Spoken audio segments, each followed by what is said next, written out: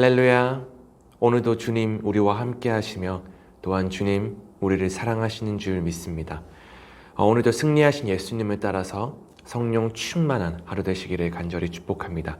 우리 오늘도 말씀 나누기 전에 기도로 함께 나아가겠습니다. 사랑하는 하나님 아버지, 오늘도 말씀을 잘 받길 원합니다. 말씀을 잘 듣기를 원합니다. 이 말씀을 삶 가운데 또한 살아낼 수 있도록 성령님 은혜 베풀어 주옵소서. 지식적으로 말씀을 듣고 끝내는 것이 아닌 하나님 아버지의 말씀에 순종함으로 말미암아 많은 이들에게 하나님을 증거하는 복된 삶이 되게 하여 주시옵소서. 예수님의 이름으로 간절히 기도합니다. 아멘. 오늘 함께 묵상하실 본문 말씀은요, 누가복음 13장 10절에서 21절까지의 말씀입니다. 우리 먼저 말씀 요약을 함께 보도록 하겠습니다. 안식일에 예수님이 회당에서 가르치실 때 18년간 귀신 들려 꼬부라진 여자를 보시고 고쳐주십니다. 안식일에 치료하시는 것을 회당장이 비난하자 주님은 안식일의 참 의미를 가르치십니다. 하나님 나라는 밭에 심어 나무로 자라난 겨자씨와 가루에 넣어 전부 부풀게 한 누룩과 같습니다. 이어서 오늘의 본문 말씀 누가복음 13장 10절에서 21절까지의 말씀을 함께 읽도록 하겠습니다. 예수께서 안식일에 한 회당에서 가르치실 때에 18해 동안이나 귀신 들려 앓으며 꼬부라져 조금도 펴지 못하는 한 여자가 있더라. 예수께서 보시고 불러 이르시되 여자여 내가 내 병에서 놓였다 하시고 안수하시니 여자가 곧 펴고 하나님께 영광을 돌리는지라. 회당장이 예수께서 안식일에 병 고치시는 것을 분내어 무리에게 이르되 일할 날이 엿새가 있으니 그 동안에 와서 고침을 받을 것이요 안식일에는 하지 말 것이니라 하거늘 주께서 대답하여 이르시되 외식하는 자들아 너희가 각각 안식일에 자기의 소나 나귀를 외양간에서 풀어내어 이끌고 가서 물을 먹이지 아니하느냐. 그러면 18해 동안 사탄에게 매인 바 된 이 아브라함의 딸을 안식일에 이 매임에서 푸는 것이 합당하지 아니하냐. 예수께서 이 말씀을 하심에 모든 반대하는 자들은 부끄러워하고 온 무리는 그가 하시는 모든 영광스러운 일을 기뻐하니라. 그러므로 예수께서 이르시되 하나님의 나라가 무엇과 같을까? 내가 무엇으로 비교할까? 마치 사람이 자기 채소밭에 갖다 심은 겨자씨 하나 같으니 자라 나무가 되어 공중의 새들이 그 가지에 깃들였느니라. 또 이르시되 내가 하나님의 나라를 무엇으로 비교할까? 마치 여자가 가루 서말 속에 갖다 넣어 전부 부풀게 한 누룩과 같으니라 하셨더라. 아멘. 예수님은 오늘 본문에서 18년 동안 귀신 들려 앓아온 한 여인을 치유하고 계십니다. 그런데 문제는 그게 안식일에 행해졌다라는 것입니다. 하나님을 예배하고 경배하며 찬양하는 것이 마땅한 이 안식일에 회당에서 하나님의 권세가 나타난다라면 자연스럽게 주님의 이 놀라우심과 자비로우심에 더 기뻐하며 영광을 돌리는 것이 마땅한 것인데 오늘 본문에서 회당장은 기뻐하기는커녕 되려 분을 내고 있습니다. 회당장은 지금까지 우리가 안식일을 보냈던 방법이 있으니까 그 방법에서 벗어난 예수 당신은 잘못되었다라는 것입니다. 유대인들은 하나님께 선택받은 이스라엘 민족들이었는데요. 그러나 해가 거듭되고 세월이 지나면서 이 하나님을 향한 순수한 신앙이 종교적인 행위로 전락한 것을 우리 모두가 익히 들어와서 알고 있습니다. 그런데 이러한 모습은 지금 우리가 살고 있는 이 21세기 수많은 교회 가운데서도 빈번하게 찾아볼 수 있는 모습들입니다. 내가 만든 하나님, 내가 생각하는 신앙생활, 이 하나님을 경배하는 것보다 자신이 생각하는 이 종교생활을 얼마나 잘 구현할 수 있을지에 대해서 더 고민하는 모습들이 실제로 오늘날 교회 가운데 존재한다는 것이죠. 오늘 예수님은 이 회당장과 유대인들을 외식하는 자들이라고 비판하십니다. 이 단어를 원어로 보니까요, 휘포크리타이라고 하는데요.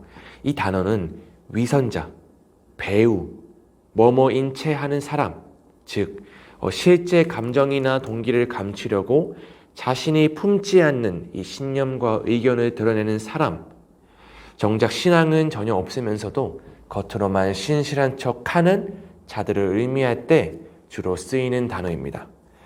예수님께서 지적하셨듯이 소나 나귀를 안식일에 부리는 것은 괜찮고 정작 사람을 치유하는 이 행위를 금하는 것은 굉장히 어이없는 규정이라고 말씀하시죠. 자신들이 중시하는 이 율법이란 단지 자기들의 경건한 모습, 유대교의 정형적인 질서를 유지하는 하나의 도구로만 생각하고 하나님의 통치가 세상에 나타나는 것에는 아무런 관심도 없는 그러한 모습을 주님께서는 오늘 질타하고 계신 것입니다. 예수님은 우리를 죄에서 자유케 하고 평안을 끼치기 위해서 이 땅에 오신 분이십니다. 그래서 안식일의 주인은 바로 예수님인 것입니다. 그분의 영광을 나타내고 생명을 살리고 영혼을 살리시는 이 예수님을 본받아서 우리 또한 그 일에 힘써야 될 줄 믿습니다. 이미 이 땅에 천국이 가까이 왔다라고 말씀하신 이 주님의 그 말뜻은 이 땅에서부터 우리는 그 천국의 안식을 누리며 살아가야 한다는 것인데요. 그런데 이 유대인들은 당시 하나님 나라가 영토, 왕궁과 군대, 법과 제도 이러한 것을 가진 하나의 국가처럼 상상했었습니다. 그러나 하나님 나라는 그렇지 않았죠. 마치 겨자씨 한 알이 자라는 것과 같고 또한 누룩이 가루 서말을 모두 부풀리는 것과 같이 굉장히 역동적으로 발전하는 것이 바로 하나님 나라라고 예수님은 오늘 말씀하셨습니다. 결국 하나님 나라는 눈에 보이는 제도가 아니라 그 안에 내재된 생명력인 것입니다. 그런데 인간은 어리석게도 눈에 보이지 않는 이 생명력보다 눈에 보이지 않는 우리 주님보다 겉으로 보이는 이러한 건물이나 종교적 행위, 이러한 껍데기에 관심을 갖고 하나님과는 아무런 상관없는 삶을 살아가고 있죠. 주님은 영혼을 살리고 생명을 살리는 일에 생명을 다하시고 목숨을 다하셨습니다. 그래서 전통을 고수한다고 해서 반드시 하나님 나라에 유익한 것은 아닌 것입니다. 물론 그렇다고 전통이 나쁜 것은 아닌데요. 그렇지만 하나님 나라는 생명력이 있는 것이기 때문에 늘 발전하고 성장하는 것이어야 합니다. 우리가 오늘도 누군가에게 복음을 전하고 가족이나 친지, 친구, 직장 동료 등 우리 주변에 있는 이웃들에게 교회 같이 가보자 라고 하는 이런 말 한마디 속에서도 성령께서는 역사하시어 그 영혼을 살리기를 원하신다는 것입니다. 아주 작은 것이라 할지라도 우리가 복음을 전하고 전도를 행할 때 주님께서는 그 작은 씨앗이 큰 열매를 맺게 하는 무성한 나무가 되게 하실 줄 믿습니다.